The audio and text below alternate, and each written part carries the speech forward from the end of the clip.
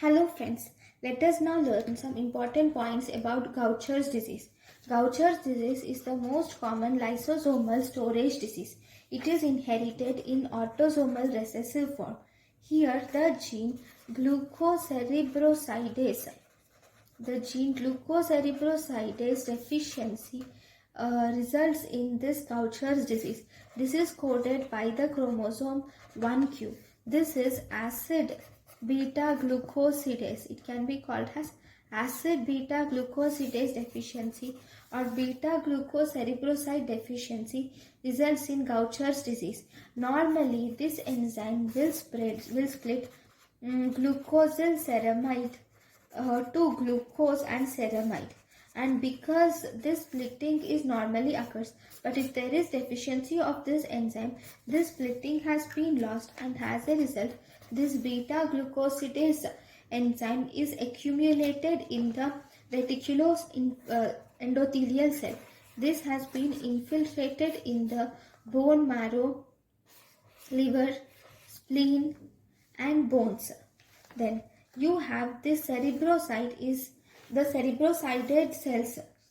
Okay, where we have cerebroside laden cells which are large, vacuolated with eccentric nucleus, and these are positive for periodic acid skiff stain. So here you see these cells have cerebroside. The cerebroside laden cells are large, eccentric nucleus and vacuolated cytoplasm, and this gives an appearance of wrinkled tissue paper appearance, and these are called as Gaucher's cells. These are called as Gaucher's cell.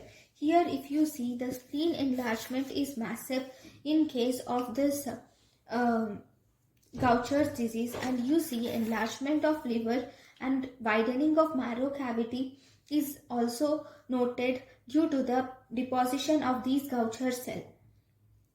So if you see the types of the Gaucher's disease is of two types. We have type 1 first we have non-neuropathic type, and then we have neuropathic type. Okay, non-neuropathic type is also called as type 1, and neuropathic type can be acute or chronic. Acute neuropathic type is called as type 2, whereas chronic neuropathic type is called as type 3. So if you see, the non-neuropathic type is the most common form. It can occur in any age. Here the child will develop anemia, fatigue, poor growth. There is history of bleeding manifestations like bruising. There will be joint and joint and bone pain. There is history of fractures you will see. You will also see enlargement of liver and spleen occurs. The earlier the onset, the severe will be the symptoms. This is rapidly progressed if left untreated.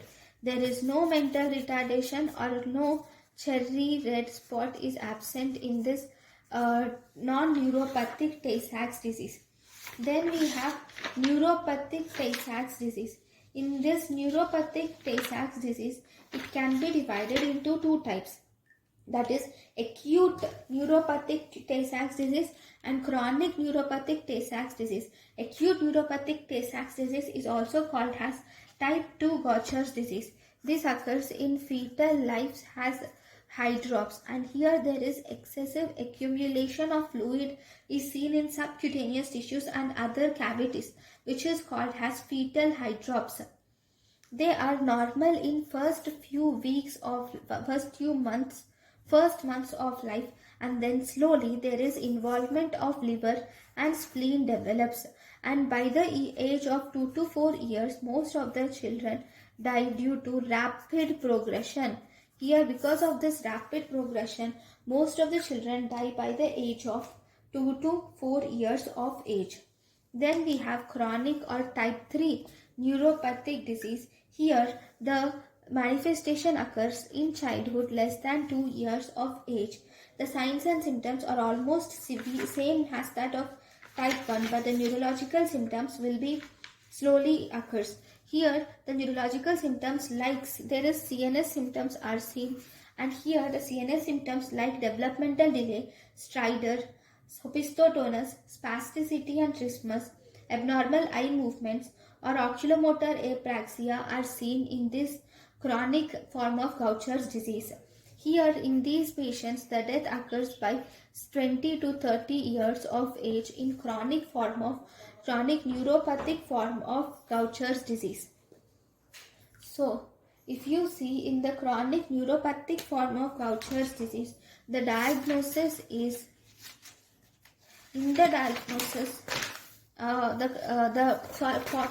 completely in the Gaucher's disease. If you see, for the diagnosis of Gaucher's disease, we will have to measure the glucocerebrosidase levels. If this glucocerebrosidase levels are measured in WBC or in skin fibroblasts, okay, these are actually increased. No, this is an enzyme, cerebrosidase. So the enzyme is decreased, but if you do the chitotriosidase or chitotriosidase is increased, okay, then you will have to do assessment of liver and spleen by ultrasonography or MRI, and you should also do neuro-ophthalmological examinations should be done because of involvement of CNS, and also oculomotor apraxia occurs in these patients. Because oculomotor apraxia, that is trouble in moving eyes to look side to side, for looking side to side, if he has trouble in moving eyes, that is called as oculomotor apraxia. That means he is not able to move his eyes either right to left and then left to right. That is difficult in oculomotor apraxia. So to diagnose it, you should do ophthalmological examination and neurological examination should be done for these patients. If you do X-ray femur in this Gaucher's disease, you will see presence of Erlenmeyer flask deformity is seen in the patients with Gaucher's disease. Then, what are you going to use for treatment of the Gaucher's disease? The treatment of the Gaucher's disease is we have enzyme replacement therapy is present. So in enzyme replacement therapy, we have the following enzyme replacement therapies, that is mannose terminated recombinant human acid beta glucosidase is available, and this is also called as imiglucoserase or glucerase. Okay, this can be given to the patient by IV route. Or there are other enzymes also which are available like velaglucerase alpha, which is from human fibrosarcoma cells, whereas we have taliglucerase alpha, which is from carrot cells. So all these can be used as enzyme replacement therapy.